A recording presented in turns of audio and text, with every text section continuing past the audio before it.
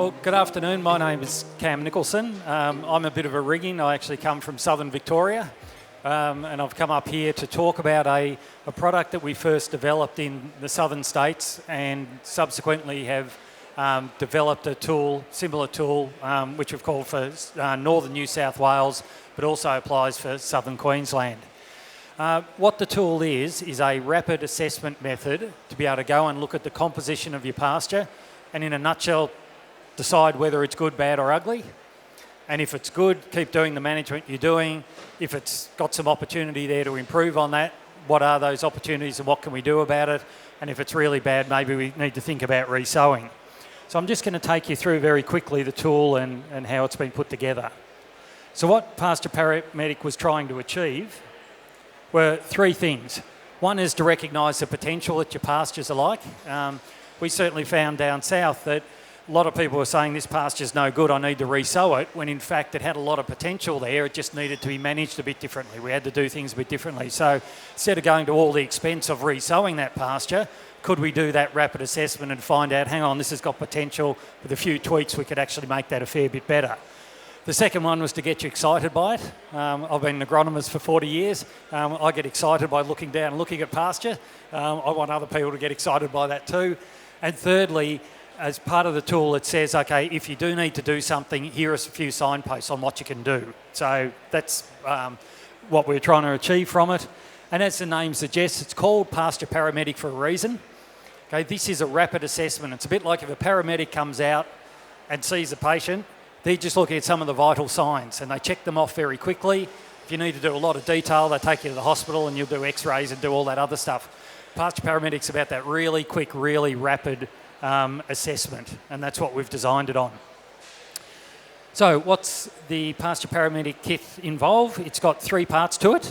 Move a little bit forward, my lovely assistant. Thank you. First of all, it's got a plastic grid. It's 0.1 of a square metre inside, and that's what you use to do your assessments. It also comes with thank you very much, a technical manual. Now, that technical manual not only explains how to use it, which is pretty simple anyway, but it's got a whole lot of information around some plant identification, because obviously a very important part of this is making sure you're picking the right plants in it. And it's also got a little pocket recording book that you can use with a pen, and it just fits in your pocket so you can do your paddock recording. The grid itself has actually got two sides to it. So one side we do for green assessment, and the other side, when you flick it over, is about your soil, or what we call soil cover, but it's basically the dry assessment part of it. And I'll just step you through that very quickly. So that's the little booklet that you've got. And as I said, there's two sides on the grid there. The way you fold this little book out, and if this works for me, hopefully, if I can get it clicked on right. No, it's not going to do it, sorry. What the book's got wings on the side of it, so everything that you need to do the assessment you actually take out in the paddock with you, and you fold it one way to do the green assessment and the wings go out on two different sides, and then it will fold the other way when you've got to do your dry season assessment. So if you just, it's a bit small, but if you just watch that little bit of a video there, you'll see how the wings, the colours don't come out very well, but there's green pages and these brown pages to do your ground cover assessment or do your green assessment. And the book, when you see it, you'll see how it just flicks over from one side to the other. So that's now flicking it over. So if you're out there doing a green assessment, you just fold the book that way, and it allows you to do that pretty quickly. I mentioned the technical manual. I'm not going to go through all the chapters in the technical manual, but one thing that we did create, and everybody's now very familiar with QR codes. If you take a picture of that on that QR code, this technical manual will download to your phone. And you can save it on your phone so that it means that if you don't have reception, then when you're out in the paddock, you've actually got that technical manual with you. And the way we designed it, and there's a lot of, I'll flick through that bit, a lot of information in it, but in particular, you'll get something like this. So this is a just Bambatsi panic. And you'll see some photos there. So these were the photos to get the identification right, so you get the plants right, based on what a lot of agronomists would use. So if they go out there, they say, oh, I look at this on the leaf and I see if it twists like this or does that. That's what this little book does. So there's about 60 species in there, weeds and desirable plants that we've got as well. And the beauty about it is you probably know with your phone, if there's a feature we're talking about, you can just spread your fingers on the phone and it enlarges that picture so you can see the bit of a feature that we're looking for. So that's been designed, it's been very popular. When we're actually doing the assessment, we do 3 what we call critical assessments, and we call them critical assessment factors. The first one is the amount of desirable grass that we've got. So you take your grid, thank you, and you'd walk, and we usually do this 10 times across a paddock. You can do it more if you like. Just drop it on the ground in the square, and then you observe what's in your 0.1 of a metre square.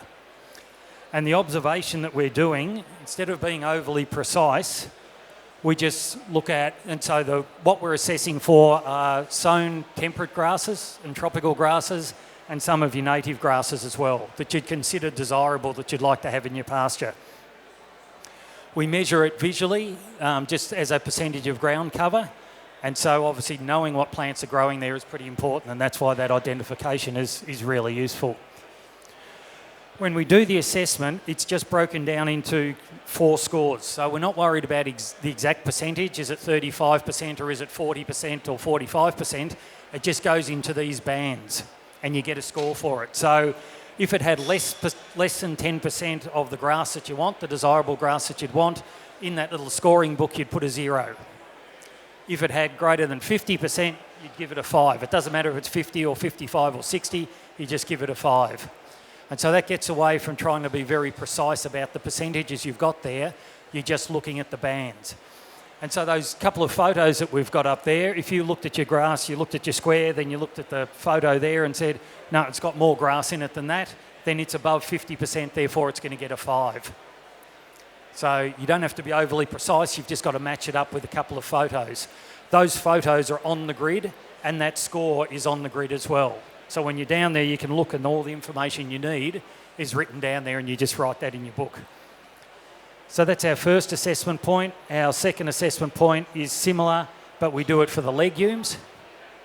And so first of all, you look at your grasses, you do your recording on that. You then, and I usually just step around it. So I do my grasses like that, then I move around to the second one, which has got the legumes on it. And I do the same sort of assessment, 4, 3, 1 or 0, depending on the percentage of legume that we've got in it. And then the third assessment that we do is what we call our dominant weeds.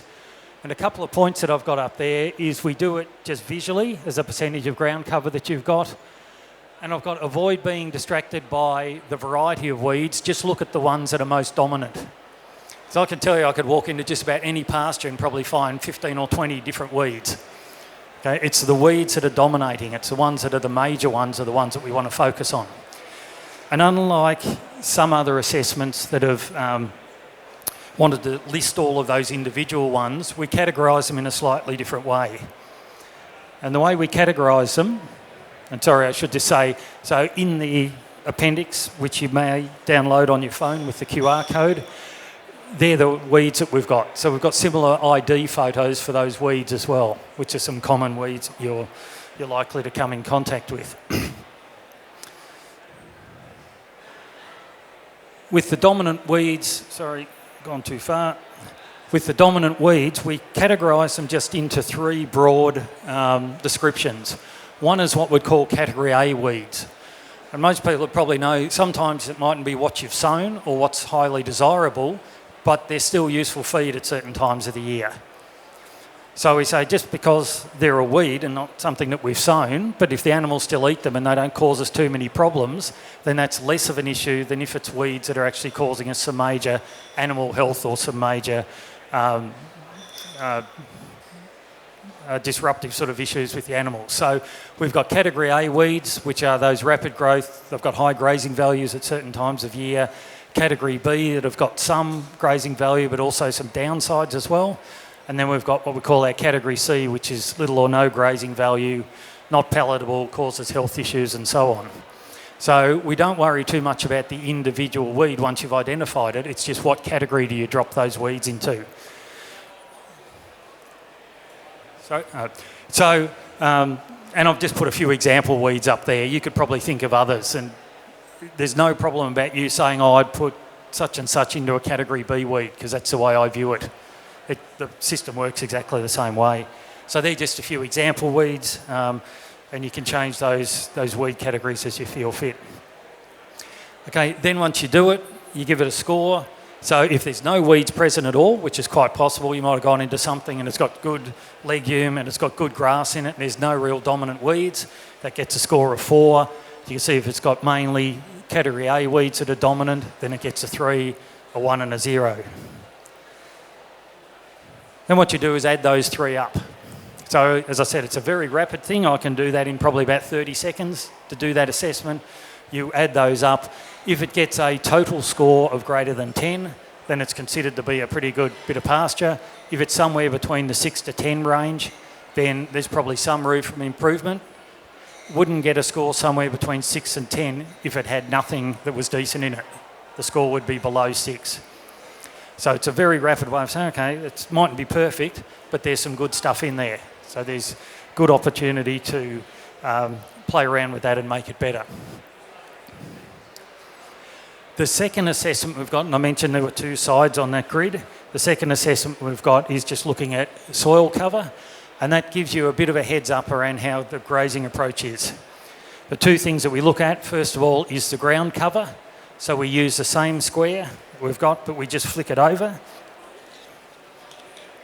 So you flick it over like that. It's only got 2 assessment points on it this time. One is just the amount of ground cover, so in other words, how much bare ground have you got? And it gets a score accordingly. And then secondly, we look at the amount of what we call detached plant material. And the way you do that is just within that 0.1 of a square metre, just crouch down, you just drag your fingers or rake your fingers within that 0.1 of a square metre and see how many handfuls of stuff you bring up. Each handful, reasonable sort of handful, is about 500 kilos of dry matter. So if you've gone along and you've scraped it and you've got 2 handfuls of litter and you throw that away and you scrape it again, you get another 2. The amount of dry material that you're likely to have on the ground there is going to affect the germination of some of those annual and potentially desirable annual plants that you want. If we're below that and you scratch it and you get less than a handful or only 1 handful, so that's in that 500 kilo sort of range, then it's probably been overgrazed a bit. And what you find is a number of the plants that will germinate because there's no protection with that bit of litter cover on it will die before they get established. So there's a sweet spot, if you like, of the amount of dry stuff that you leave on the ground. And that gives you a way of being able to look at those sort of scores. Okay, and then you add them together and you get a total score of how your grazing management's going. Okay, now just to finish off, last slide. I've lost my timer. How am I going for time? Okay, all right. Thumbs up, that means I'll keep talking. All right, so the last little bit is we've done Pasture Paramedic, we've done that assessment there, and you'll fall into one of 3 categories. So, I should have said the suggestion is you do that once, you walk another so many paces across the paddock, drop it down and do it again. And the way I usually do it to stop myself being biased is I'll walk in a straight line and I'll say take 20 steps. Wherever I stop, wherever my toe is, that becomes the corner of where I put the grid each time. So I'm not looking, oh, that's a good patch over there, I'll do that one. It's pretty easy to sort of train your eye that way to look at it. So straight line type assessment, point of your toe works really well. So once you've done that, you'll fall into one of 3 categories. Either your management's suitable, needs resowing because there's really nothing to work with, or we consider manipulation. So this is the signposting bit of it that we've got that follows on next. And you'll fall into one of those 3 categories. Once you've added them up in your little recording book, you'll be in one of those three categories. I'll go to the right-hand side first. If you are considering resowing or oversowing, Meat and Livestock have got a package through what they call their Profitable Grazing Systems program, which is it's a 2-year workshop plus 1-to-1 individual support to help you in resowing. And that takes you through the whole planning phase, getting the preparation right, selecting the right species, and getting establishment right, and then looking at that post-year after it's sown, some of those key indicators at key times of year to make sure it's a success. So the project is very much, that Sowing for Success package is very much about getting it right the first time. If you're going to spend that money, let's make sure we get it right. So that package is available. Come and see me if you've got some interest in that, and I'll pass it on to the MLA people. If it's in the consider manipulation one, it'll either be, you'll have scores against those three: the desirable grasses, the desirable legumes, and the dominant weeds.